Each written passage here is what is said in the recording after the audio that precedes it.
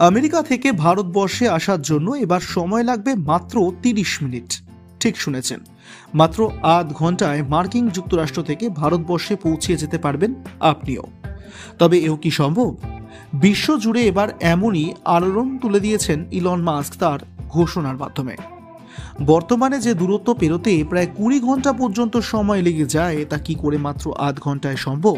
সেই প্রশ্নটাই ঘুরপাক খাচ্ছে বিভিন্ন মহলে। জানা গিয়েছে স্পেস এক্সের স্টারশিপ প্রযুক্তির মাধ্যমেই তা বাস্তবায়ন হতে পারে।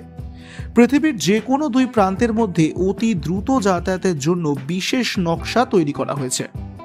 সাবঅরবিটাল মহাকাশ যানের ব্যবহার করা হবে, যা অভাবনীয় গতিতে দূরত্ব অতিক্রম করতে সক্ষম। অর্থাৎ অতি দ্রুত গতিতেই এক জায়গা থেকে অন্য জায়গায় পৌঁছে যেতে পারবেন যাত্রীরা।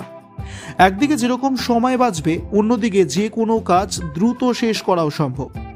বলা হচ্ছে একজন যাত্রী তাহলে একই দিনে একাধিকবার ভারত থেকে আমেরিকা যাতায়াত করতে পারবেন, আবার ফিরেও আসতে পারবেন। ইলন মাস্কের এই পরিকল্পনা প্রাথমিক স্তরে রয়েছে। সব ঠিকঠাক থাকলে আগামী দিনে এমনটা হবে, এমনটাও আশা প্রকাশ করা হয়েছে ইলন মাস্কের তরফে।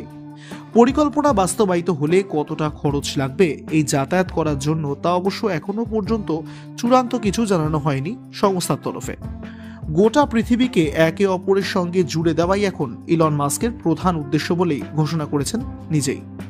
ইলন মাস্ক জানিয়েছেন তিনি এবং তার টিম এই নিয়ে অত্যন্ত দ্রুত গতির সঙ্গে কাজ করছেন, যাতে এই পরিকল্পনা দ্রুত বাস্তবায়িত করা যায়।